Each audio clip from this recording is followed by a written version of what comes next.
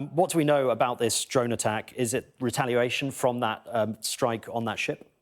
Yeah, good afternoon, Simon. I mean, overnight, Russia launched this huge wave of missile and drone attacks on Ukraine, apparently 46 combination of drones, cruise missiles and the like.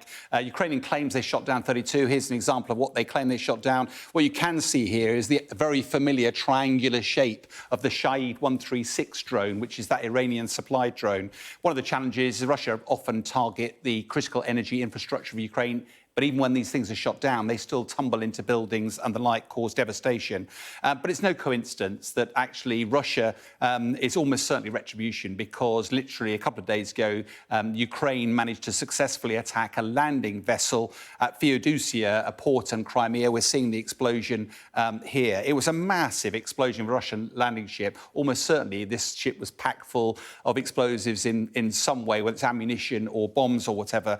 Now, the Russians, amazingly, admits that this thing has been damaged. Here's a before picture. We're looking at the picture just here. That's the vessel. And there we go. That's it. Damaged, apparently. It's been obliterated. There's nothing there. So typical Russian understatement. Now, the Russians claim they shot down two of the fighter jets that were involved, Ukrainian fighter jets involved in this attack, which, of course, Ukraine denies. Grant Shapps, the defence secretary, has been used as an example of how the Ukrainians have destroyed 20% of Russia's Black Sea fleet, that they're on the front foot, and that actually the Ukraine war isn't stuck in some sort of frozen conflict at the moment. And happening on Christmas Day as well. I'm sure that was planned maybe as a certain sort of landmark. Let's talk about Marinka. How significant is that claim that Russia has that they've seized that city?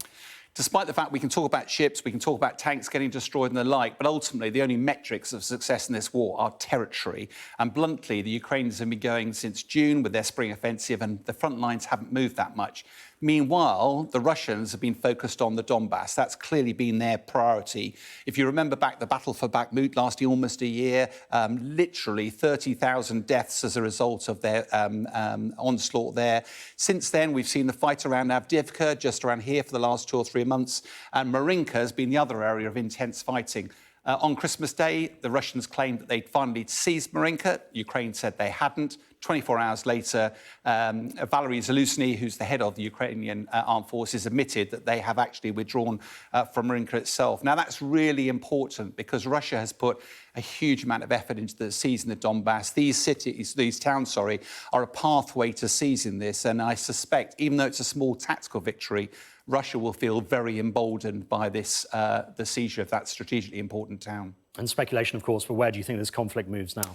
Well, what we have to remember is Ukraine is the David to Russia's Goliath, and without Western aid continuing to flow, Ukraine would struggle. Now, you remember the EU can't yet approve funding for next year. Hungary stood in the way. Russian Congress is standing firm as well. And it's very difficult to see either side ending up victorious as a result of this. So actually, we do see both sides need to refresh their military capability. We're into some sort of frozen conflict. The West will start piling on pressure on both sides now to come to some sort of negotiated agreement. That will be deeply uncomfortable with President Zelensky. But ultimately, if the war's frozen, what other options are there? Sean, fascinating as always. Thank you very much indeed for joining us.